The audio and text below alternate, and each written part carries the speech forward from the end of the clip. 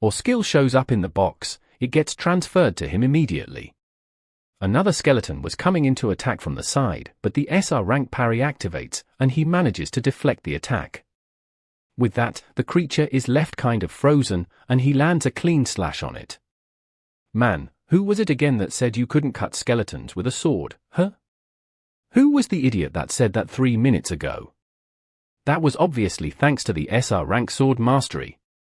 Ryuki now understood that those skills shouldn't even exist in the world of Phantom, since Idris-Sale has a bunch of different places, but with this talent, he was ignoring the laws and restrictions. Igotten then says he always knew the kid was lucky. It's no wonder he pulled a UR item. When Ryuki looked back, he saw his first SR box. Right away, he smiled and went to grab the box, and something's not right here, but a miracle was happening in his life. 3 skeletons come at him to attack, but with a box in hand, he turns and slashes all of them at once, already warning. If they're going to give him this much luck, he's going to milk it for all it's worth. The world he's in is called Phantom, a game considered a work of art made by the company Losha. Besides that, out of all the games in the labyrinth, it's the most popular, and the one that everyone goes through. Ryuki was there, man, farming skeletons non-stop. Finally, he was one of the lucky ones who was also part of this. The kid was stacking up skeletons, but the experience he got was immediately turned into points to pull more boxes. Things were completely different for him, and he doesn't even have a level. Also, from the math he did, he'd have to kill 15 skeletons just to try his luck one single time. It was time for him to take a look at what to do with that SSR item he pulled. To him, it was something absurd, didn't even make sense for it to exist. But Igon says if it's in front of him, then it exists. No wonder it's SSR man. Stuff like that is always good, but our boy puts it away, saying for now, he'll leave it sealed. That's because it's going to be perfect for dealing with that person, or actually their whole guild. For now, he's going to hide that power for the perfect moment. The skills required roulette points to level up, at least for him, things were real simple. All he needed was for the game to keep sending monsters, and for him to keep killing them. You liked it when the only thing he had to do was keep grinding. Sometime later, an explosion happens in the forest, and another skeleton falls to the ground, leaving behind a crystal in front of him. This was already his 3rd day in the game, and obviously he had been doing all the daily quests and farming all day long. He finally managed to gather 1,500 points, which was enough to do 10 pulls. Man, I think that's better than Yen's Ion Impact, right? Farm 3 days and got 10 pulls. Not that bad at all. Ivan is there celebrating, saying he's excited to see what the kid's going to pull this time. But Ryuki spends 1,400 points to level up both skills. The robot loses it, saying this bastard should try his luck, is way more fun. Our boy wants to know the probabilities in the system, explains, 70% chance for in rank, 27% for R, 2.7% for SR, and 0.3% for SSR. Then he wants to know why his inventory is full of trash. The robot tells him to stop whining, he already pulled several good skills. But Ryuki replies that he's only going to open boxes with the daily mission rewards. The rest of the points he gets, he'll spend upgrade things. The robot says it got it, but that asks, so how long are you planning to stay here in the tutorial forest? But our protagonist is cautious man. He needs weapons and to level up his skills. Only then will he leave that place. He's someone who knows this world better than anyone, and he needs to use his knowledge from the past to the fullest. The starting forest wasn't an exception, and he was going to make sure to take full advantage of it.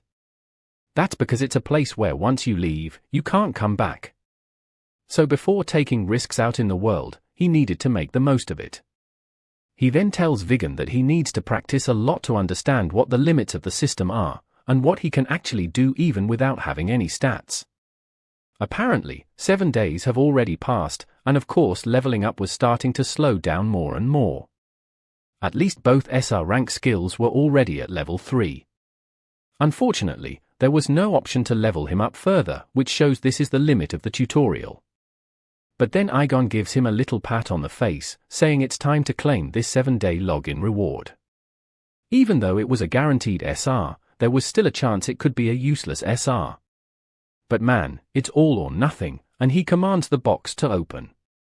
The golden package falls to the ground, glows, and then he seems confused, asking if something like that can actually exist in this world.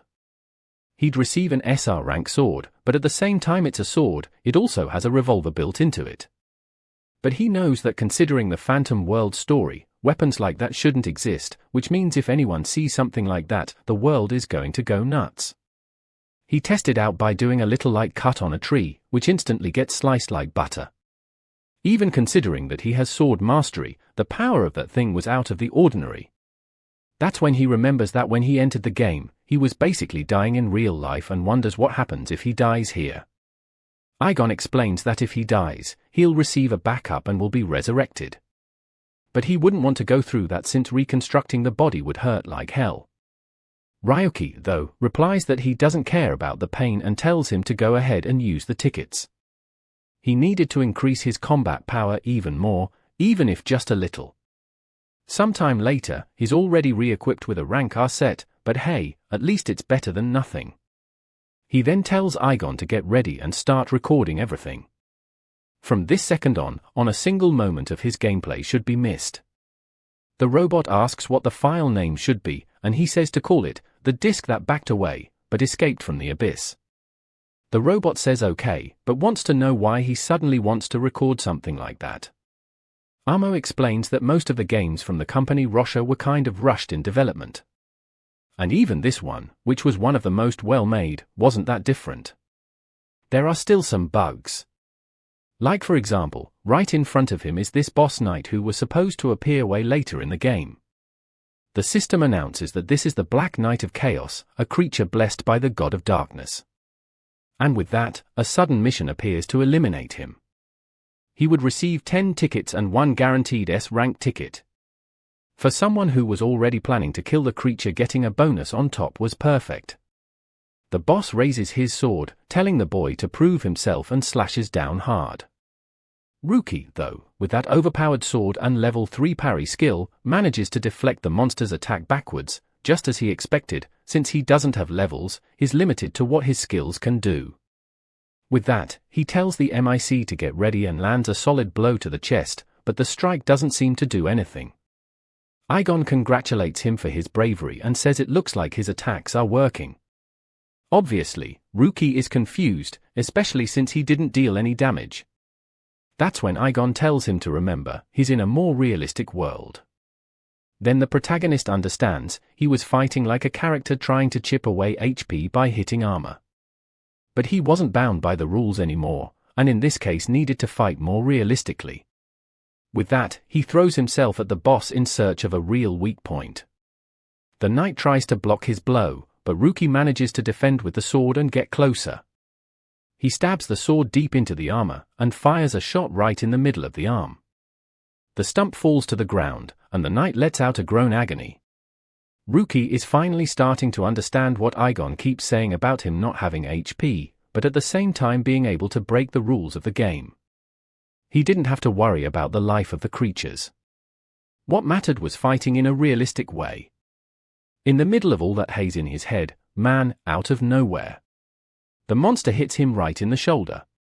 The problem is, Ruki knows that the Black Knight shouldn't have any long-range attack pattern. And he sees the strange energy that hit him also coming from the knight's arm. And the knight says that whoever threatens the Lord deserves to experience the abyss. Ruki manages to dodge, but he's already starting to think maybe he underestimated this creature. Maybe the boss that appears at the end of the game is different from this one in the tutorial. After all, when you die in the starting village, you're sent to the first area, which means no one's ever fought this guy twice. He's in the middle of defending against a bunch of attacks, but of course several of them are hitting him too. One lands a direct hit right in his stomach. The seaman cut store boy slamming his hand on a table, saying he doesn't understand. The strategy had gone wrong again and he has no idea what the problem was. Back in those days, he belonged to Guild Lindsay, and he was an analyst, the guy who receives the data. but he says the area where he was trying to work out the strategy had already been conquered by Lin Fu. Rookie insists sitting this time is way more efficient. Besides, they'd be a bit ahead of the other guilds. But the guy just throws the papers away and says he's not even a player or someone with an amazing rank. So why is he trying to make decisions for Guild Lindsay? In his place, they don't do replace. That was the decision made by the best one there, Lin Fu. So why was he questioning it? Rookie is back in the room slamming the table again, saying those idiots keep up with that no replay thing just so Lin Fu can keep the ranks. But unfortunately, he had a calm down focus on his mom's surgery costs. That was way more important. Suddenly, someone calls out Rookie's name and he jumps. The person apologizes, saying they thought he might want some coffee. There's another researcher named Cynthia, who already says that apparently the guides he was working on got rejected again. He looks exhausted and she walks up asking if he wants a little help.